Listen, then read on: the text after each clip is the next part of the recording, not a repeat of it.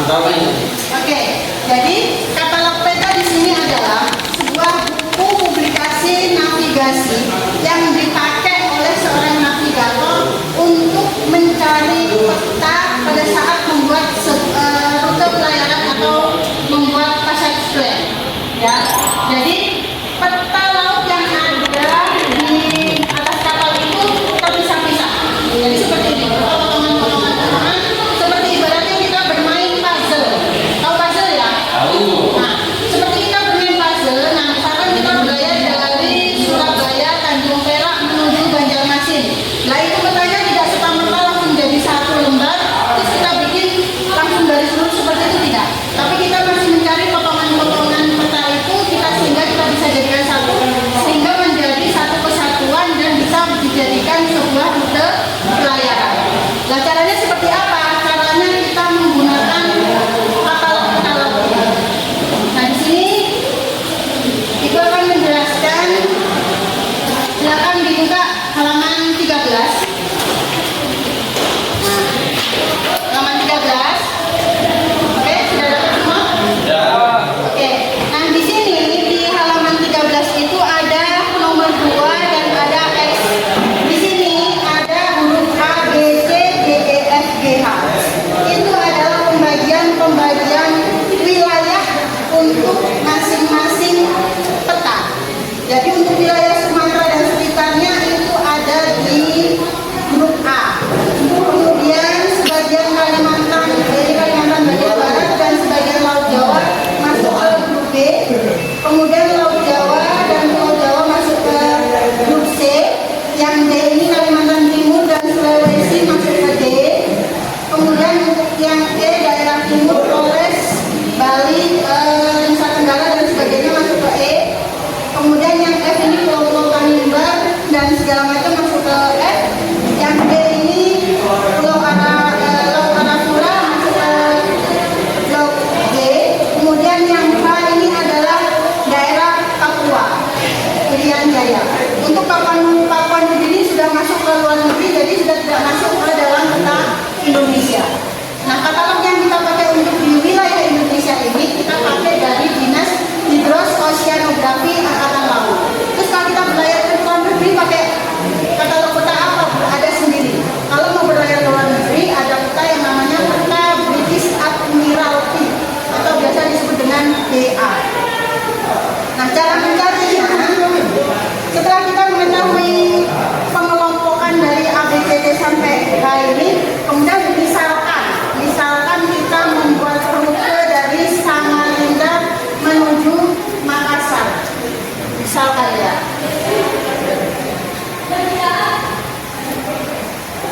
Samarinda menuju Makassar. Peta mana aja yang harus dipakai? Nah, pertama kita harus tahu Samarinda itu ada di daerah Kalimantan. Kalimantan mana? Timur atau barat? Timur. Kalimantan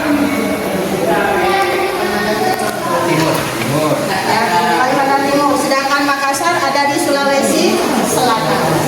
Berarti kita memakai yang Samarinda itu di sebelah sini, yaitu di bagian timur sini Kalimantan. Yang ujung pandang atau Makassar ada di Sulawesi Selatan. Dia ada di dalam satu kawasan wilayah di huruf apa? D. Huruf D. Berarti kita akan mencari di kelompok D. Silakan dibuka kelompok D.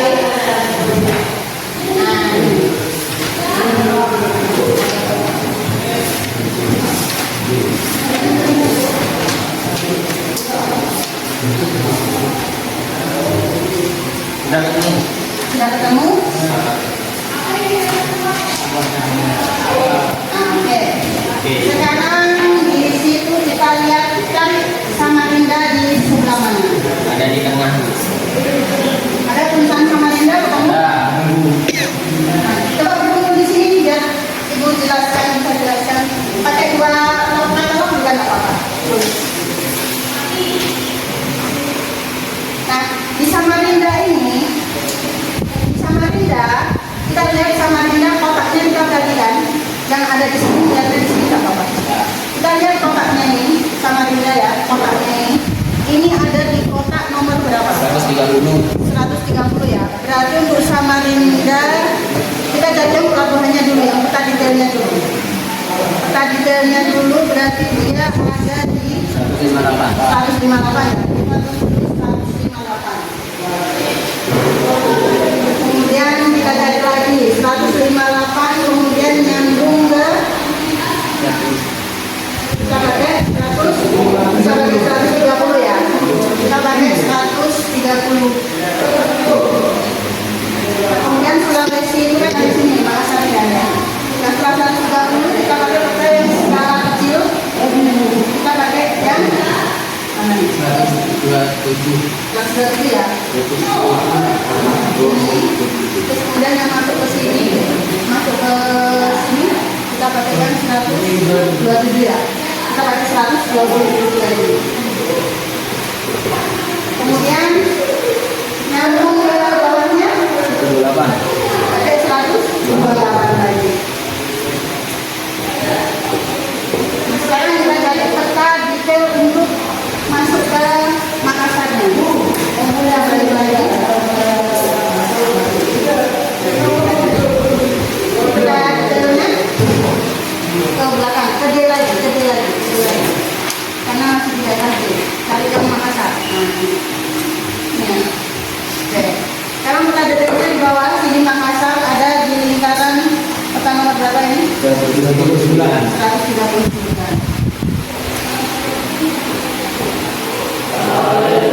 Kemudian di Makassar sendiri pelabuhannya 176.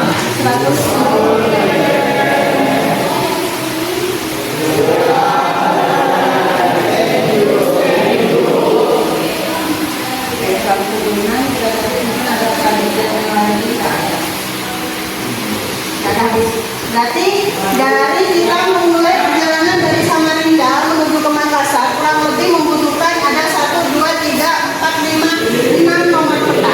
Jadi kita seperti memasang puzzle, ada 6 puzzle kita susun dan itu rutenya harus secara berurutan. Jadi dari peta ini harus nyambung ke sini, harus nyambung ke sini, ke sini sampai tiba di pelabuhan terakhir di Makassar. Oke, sampai sini ada yang mau ditanyakan? Kira-kira sudah memahami? Mungkin ada pandangan ya? Oke, kalau begitu sekarang kita akan mengerjakan sebuah lembar kerja. Oke, lembar kerja per kelompok.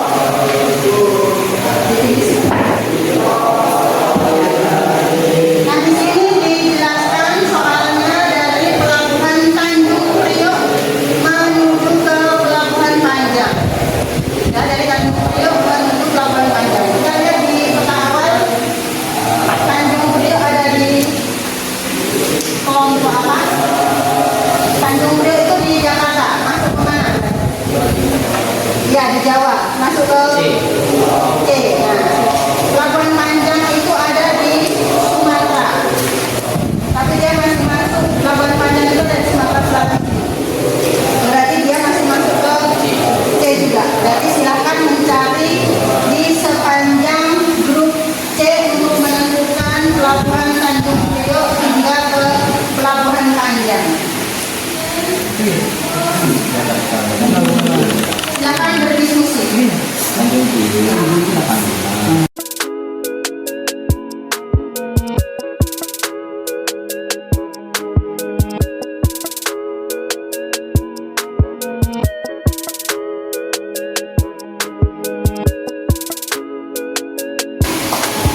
Oke, sudah selesai?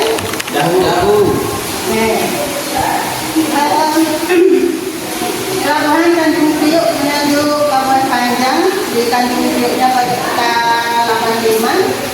Untuk Jakarta 198, 191A. Samudra Hindia 68, Pelabuhan Panjang 71. Oke. Nah, di sini ada skala. Jadi skala itu kalau skalanya kecil, misalkan seperti ini 7.000, terus ada 15.000. Nah, itu disebut dengan skala besar. Artinya, kenapa itu disebut skala besar? Karena akan peta itu terlihat akan lebih detail. Jadi disebutnya skala besar. Akan tetapi, jika peta itu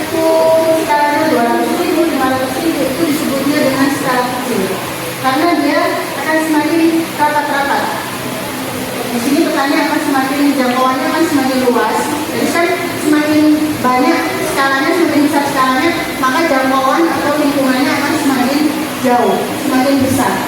Nah, jadi dia disebutnya dengan skala kecil karena dia semakin rapat-rapat semakin kecil. Itu ya. Jadi paham perbedaan skala besar dan skala kecil. Oke, untuk katalog peta ada yang mau ditanyakan?